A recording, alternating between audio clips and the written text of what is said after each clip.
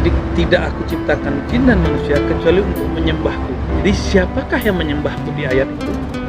Itu baginda Nabi Muhammad SAW. Jadi kalau diterjemahkan bahasa maknawinya, laulaka ya Muhammad. Iya. Ma khalaqtul jinna wal insa wal alam. Iya betul. Subhanallah. Tapi yang jelas disampaikan itu bihi uniluhu a'lal maratib. Jadi Adam pun mendapatkan kesuksesan lah istilahnya. Iya. Atau ketinggian derajat itu karena Muhammad sallallahu Muhammad. Nabi Yuna Adam itu betul dia awwalur rusul. Iya. Ini kan lagi rame orang memperdebatkan masalah Mal farqu bainan nabi.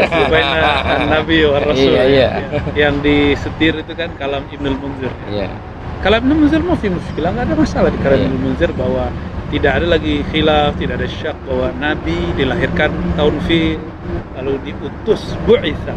Ini adalah multi level marketing yang sesungguhnya. Maka jangan ragu memulai wakaf dengan diri kita sendiri dan ajak orang lain. Assalamualaikum warahmatullahi wabarakatuh. Alhamdulillah pada sore hari ini kita diraui oleh seorang tokoh utama di dunia tasawuf, dan kebetulan tokohnya masih muda, cakep lagi. Beliau terkenal dengan nama Buya Dr. Kiai Haji Ar-Razi Hashim MPhil M.Hum. Masya Allah. Buya gimana Buya? Terima kasih rawuh di Sidoarjo. Masya Allah. Itu rupanya kita itu sudah lama kepingin ketemu sama Buya itu. Nah, baru sore hari ini yang nanti akan dilanjutkan dengan pengajian atau kajian rutin di pesantren Al-Sofa wal Wafa. Buya, semampang kita ketemu ya. Yang kajian-kajian Buya di berbagai macam medsos itu membuat kita ini semakin terbuka dalam konsep tasawuf. Nah, nanti malam itu kita akan mencoba mengerucutkan sebuah peringatan Maulid Nabi besar Muhammad SAW pada sebuah tema wa ma arsalnaka illa rahmatan lil alamin. Nah, gimana menurut Buya? Baik. Kalimat wa ma arsalnaka itu ada rahasia-rahasia yang luar biasa, karena biasanya kalau ada ma nafiyah, kalau di belakangnya ada illa, ini menunjukkan sesuatu yang spesial. Ya. Dan di situ muncullah sebuah nama bahwa di Nabi Muhammad SAW asma' mutanawwi'ah. Nabi punya nama yang banyak. Salah satu namanya adalah Rahmah. Rahmah itu nama plus sifat. Ya. Kalau dibuat nama cabangnya ada Rahman, ada Rahim. Di dalam Al-Quran, dua ayat terakhir At-Taubah misalnya, kita mendapati Allah menyebut Nabi Muhammad SAW dengan Rauf Rahim. Rauf Rahim. Artinya Rasulullah itulah ruhur rahmah. Dan yang paling menarik di situ bukan hanya sekedar rahmat lil mu'minin wal muslimin, rahmat bagi sesama yang beriman, tapi di situ ada lil alamin. Alam itu banyak, ada alam nyata, alam syahadah, atau disebut di dalam kitab Alamul Mulk. Ada alam yang malakut, ada alam-alam malaikat. Nggak usah masuk ke alam malaikat, di alam nyata. Beliau ini kan ahli fisika. Iya. Itu ada alam molekul, alam sel, alam macam-macam sekali. Bahkan getaran suara itu juga sebuah alam. Di tubuh kita ada miliaran alam. Jadi orang-orang berpikir alam itu hanya untuk yang di luar, dunia tapi saja ya. Di dalam diri. Maka tubuh ini ada, itu bentuk rahmatan dari Rasulullah SAW. Iya. Oleh karena itu, kitab yang akan kita baca nanti malam, Sidi Mahmud Afandi, yang kemudian disyarah oleh Maulana Syekh Abdul Ghani An-Nabulsi, menyebutkan bahwa ana min nur Muhammad SAW. Aku dari nur Nabi Muhammad. Jadi nur itu memancar, pancarannya itu yang disebut rahmat. Maka kita sering menyebutkan wajahnya memancarkan kasih sayang. Iya. Jadi aneh kalau hari ini ada orang mengaku dia ikut sunnah Nabi, ingin menghidupkan ajaran Nabi, tapi tidak menjadi rahmat bagi semua alam. Hanya rahmat bagi kelompoknya. Jangankan semua alam, beda faham pun dia sudah tidak jadi rahmat. Maka wajib kita kemudian meluruskan kembali, wajib kita mengembalikan makna ayat ini seutuhnya, walaupun kita tidak sanggup, tapi kita sesanggupnya untuk mengembalikan rahmah ini mesti ke semua alam, tidak hanya yang muslim, juga yang non muslim, tidak hanya yang sefaham, juga kepada yang tidak sefaham. Ya, Masya Allah, Masya Allah. Menarik jika kita kaitkan dengan alam yang ada dalam diri kita, terutama terkait dengan kajian fisika tadi itu. Coba kita lihat ya, ulum tadi itu kan alumni Fakultas MIPA. Iya. Ya, gimana ya, Ulum? Bismillahirrahmanirrahim. Bahwa kata wa ma arsalnaka illa rahmatan lil alamin itu memang pakai jamak ya. Bukan alam, bukan alamaini, tapi alamin. Ini adalah satu ekspresi yang disampaikan oleh Allah, bentuk pengagungannya kepada Kanjeng Nabi, bahwa sedemikian tingginya derajat Kanjeng Nabi sehingga bahkan mungkin di kalangan awam malaikat itu identik dengan kemuliaan, kebaikan dan kesempurnaan misalnya begitu. Tapi kalau kita lihat ayat ini justru tidak demikian adanya. Alamaini, alamin di situ masuk alam malakut, alam mulki atau alam syahadah juga. Maka sesungguhnya yang memimpin di alam malakut pun juga Kanjeng Nabi, Sayyidul Alamin. Disinilah maka kemudian tidak heran ketika Nabi Musa juga iri, ya dalam tanda kutip ya, bahkan sedemikian mentoknya untuk bisa pada posisi itu, umatnya sajalah saya, umatnya sajalah. Gitu. Tapi qadar Allah sudah berbicara lain. Saya rasa dari situ. Cuman mumpung ketemu Buya Ar-Razi ini, Yai Irfani, saya ingin tanya tentang bahwa dalam hadis qudsi laulaka ya Muhammad ma khalaqtul aflak. Adakah korelasi ini dengan wa ma arsalnaka illa rahmatan lil alamin? Yang pertama kita mesti, karena saya juga praktisi hadis ya, banyak tuduhan kepada kita yang cinta tasawuf bahwa kita bertasawuf itu doyan hadis palsu. Itu tidak benar ya. Kalimat laulaka itu sebenarnya ada yang semakna di dalam riwayat Hakim. Ketika Sayyidina Adam ditanya, beliau beristighfar, dan beristighfarnya dalam bentuk tawassul, sigatnya tawassul, bihaqqi Muhammad. Hadis ini disahihkan oleh beliau tapi dhaifkan oleh Albani. Kita menganggap kalau Albani ada Hakim, ya Al-Hakim lebih tinggi ya. Al-Hakim masih syuyukh Al-Baihaqi dan minal huffaz, bagian daripada huffaz yang mu'tamad.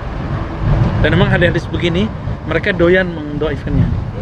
Nah, kita harus kembali, udah nggak usah pakai tad'if mereka, kita pakai tasihih imam yang meriwayatkannya. Di situ disebutkan laula Muhammad ma khalaqtuka. Ya Adam, wahai Adam, kalau bukan karena dia Muhammad, aku tidak ciptakan engkau. Maka semakna itu ya. Iya, semakna. Lalu berdasarkan riwayat-riwayat inilah, ulama kita, mereka kan punya tajaliyat Allah singkapkan rohaninya, dan beberapa mereka mendengarkan kalam-kalam ini ketika ada ayat wa ma khalaqtul jinna wal insa illa liya'budun. Liya'budun itu mereka artikan tidaklah kuciptakan jin dan manusia kecuali untuk mengenal aku. Ini yang arifuni. Iya, liya'rifun. Oke, kita artikan menyembahku. Maka kita buat sebuah pertanyaan, siapakah yang paling mengenal Allah?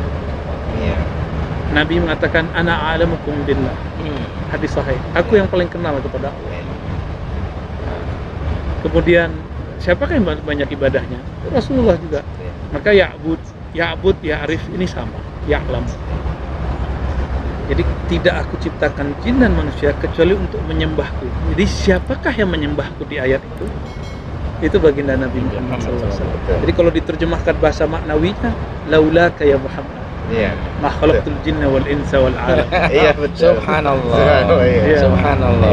Bukan karena engkau hai Muhammad tidak menciptakan jin, manusia dan alam semesta. disinilah kan berarti ya apa istilahnya bahwa Munasabat. iya ada munasabah antara penghambaan dengan kemakrifatan, Betul. dengan penciptaan juga. Betul. Di kesempatan yang lain kan Allah berfirman itu bahwa tidaklah aku ciptakan ini sebelum ada apapun itu kan Allah tidak dikenal Iya. oleh siapapun kecuali Allah sendiri. Lantas Allah suka untuk dikenalkan demikian. Iya.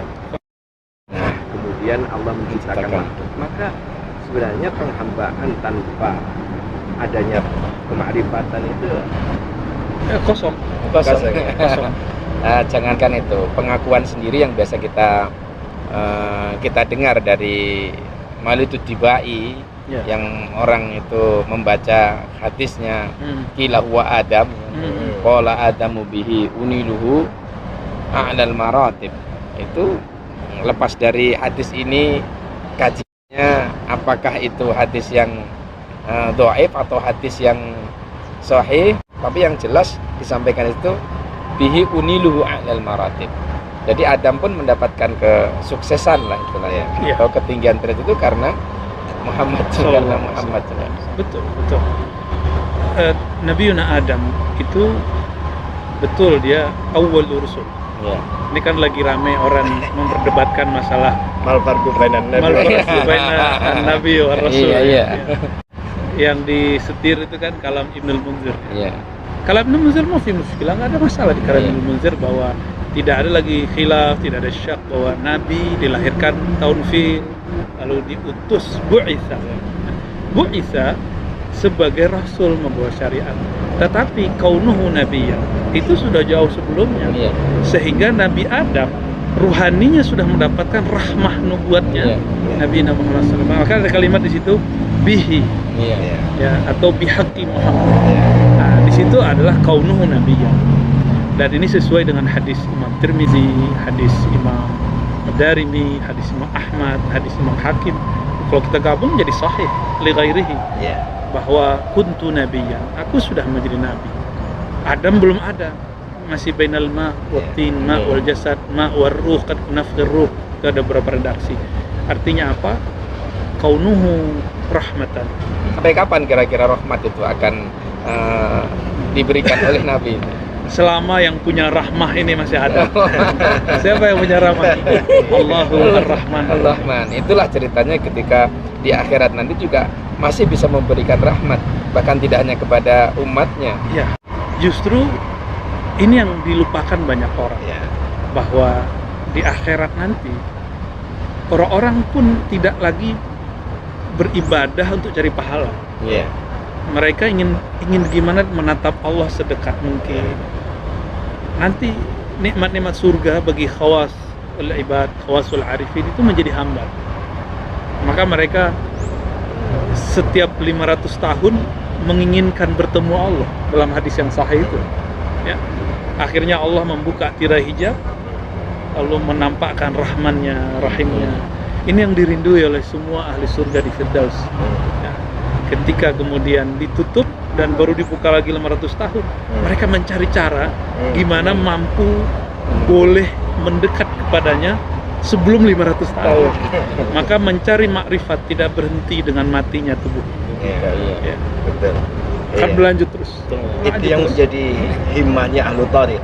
Betul. Iya, iya. Nah, inilah kehebatannya ahli tarekat. Maka disebutlah taman-taman ilmu, taman-taman zikir itu halaqah surga.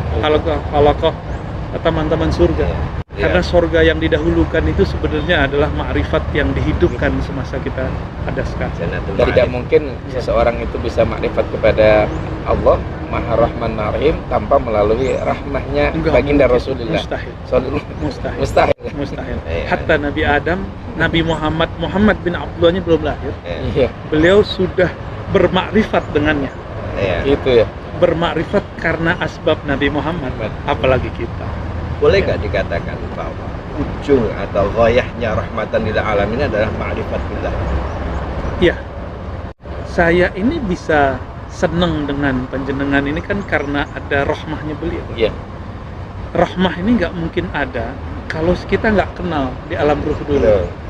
Ini walaupun kita baru ketemu sekali dua kali, tapi ada ada pertemuan dulu yang Iya. sebenarnya ruh kita. Nada.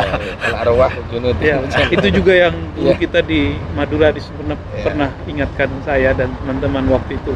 Kalau dulu pernah bertemu di alam ruh, maka apapun caranya Iya. pasti bertemu. Nah, pertemuan itu membuat kita kenal. Kenal itu membuat munculnya rahmat. Dan semuanya dirahmatin Nabi. Birahmatin Nabi Muhammad sallallahu alaihi wasallam. Ya. Jadi rahmatullah itu ya rahmatnya Nabi. Iya, itu yang perlu rahmatullah, rahmat Nabi. Rahmat Nabi itu penggait rahmatullah. Iya. Ya, jadi ya benar memang al-babul al-azim li wusuli ila ma'rifatillah Nabiuna Muhammad sallallahu alaihi wasallam. Iya, terima kasih Bu ya. Ini sudah beberapa menit Kok cepet aja? kita Cepet aja. kita berbincang terkait dengan obrolan berat sebetulnya terkait dengan tasawuf dan terkait dengan illa rahmatan lil alamin, dan kita akan break dulu sebentar. Wassalamualaikum warahmatullahi wabarakatuh.